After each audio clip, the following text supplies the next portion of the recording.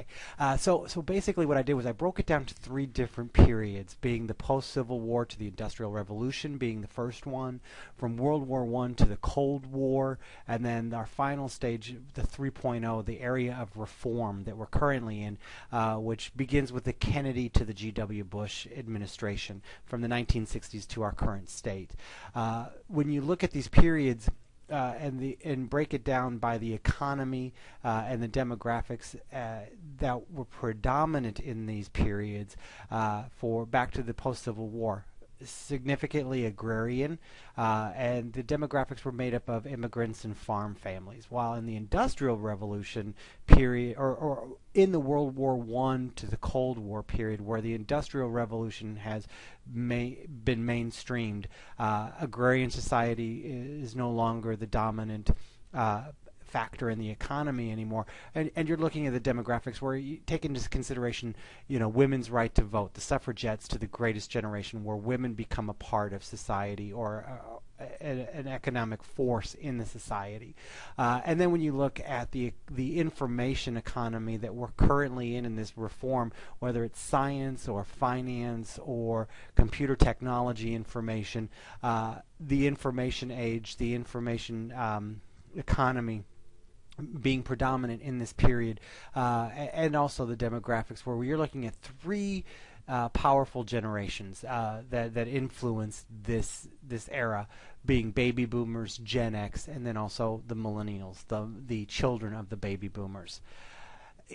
These periods face disruptors that brought the end to that era, as well as the influencers that shaped the era.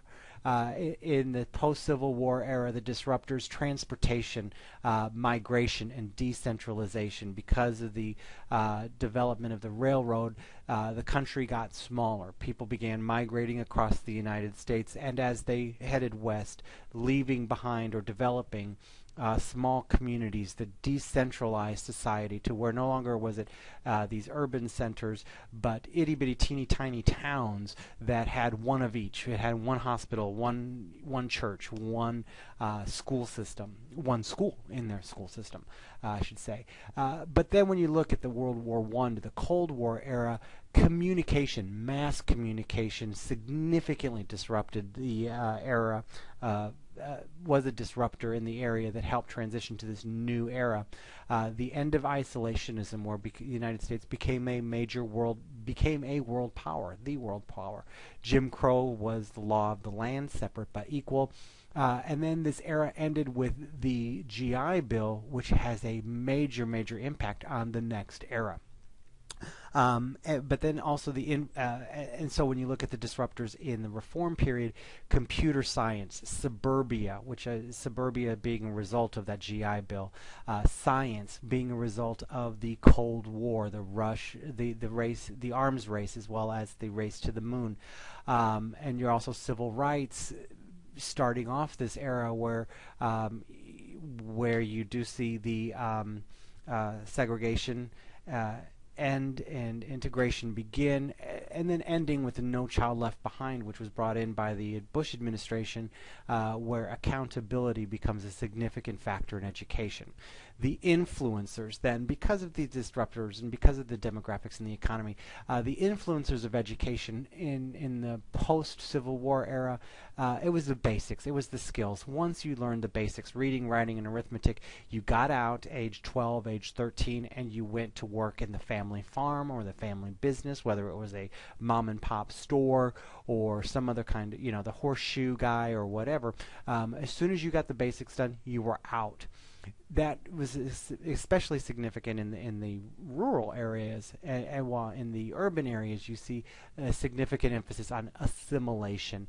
Immigrants are overtaking the land or becoming a part of society, and they are expected to assimilate into society, not only just to learn the language, but to learn the customs as well. in the World War I to the Cold War, you see the basic skills continue, but an emphasis is on application. Not only do we know what you learned, but show us how to apply it in real knowledge. You see tracks develop between college preparation and manufacturing. If you're not going down that college track, then you're probably looking at a job in a factory, whether it's manufacturing or construction or civil service of some kind, whether you're building roads or digging ditches. Bureaucracy takes a major role in education because everyone is leaving the rural areas, and urbanization is returning into the economy. You're seeing huge student populations that require bureaucracy, where you require more faculty, which also is a part of the bureaucracy. And then you look at the last era that we're in, the reform era from Kennedy to Bush. You're seeing criticism and higher level thinking become significant drivers in education. There's also an emphasis on innovation, not only what you learned, but how you learned it. How innovative was it? Because at the end of the isolationism during the World War I to Cold War era, globalization has finally kicked in. We are seeing that we are much more connected. The world is flat. And then the corporation, the business era, to where we're not going into factories as much as anymore as we become a part of a corporate America. There's a ladder to climb and steps to follow. That's part of what was influenced in this culture. And then finally, taking all those factors into consideration, how did it influence the educational strategy as well as the faculty at that time? Well, when you look at the post-war era, Civil War era, there was an emphasis on cooperative learning. Because there weren't that many faculty members, the older children were expected to teach the younger children. When you look at the 2.0 after World War I to Cold War, you're looking at an emphasis on social promotion. For the first time, you cannot move forward until you've mastered these steps. There were grades and different educational levels prior to the World War I Cold War era. However, it becomes mainstream. And a significant emphasis on social promotion. And then as far as the educational strategies during this reform period, you're looking at more emphasis on progressive learning, experimentation, as well as kind of countering it with accountability. If you want to try these progressive approaches, you do need to be accountable. Students are no longer expected to move up until you can assure that they have they're accountable for it. And then there's also inclusiveness.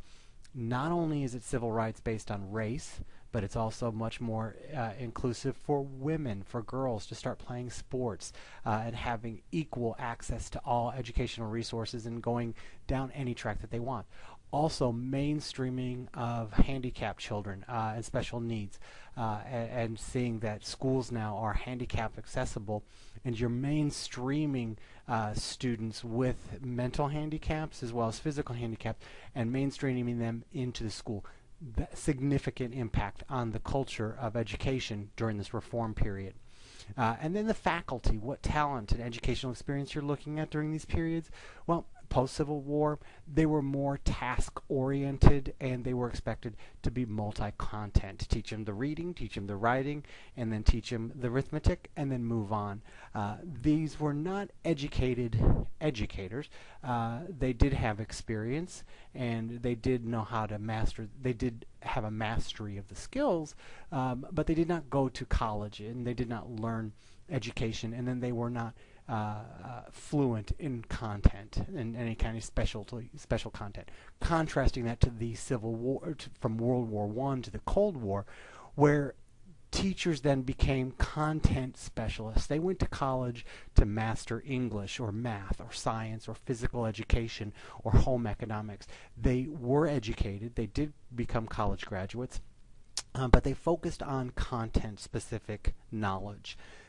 Contrary to the reform period, now you're seeing where the faculty, they have training in education. Education is a science. Education is a process. So they go to college to master that science, to master that process, and then apply their mastery of the process and the science by using content, utilizing content.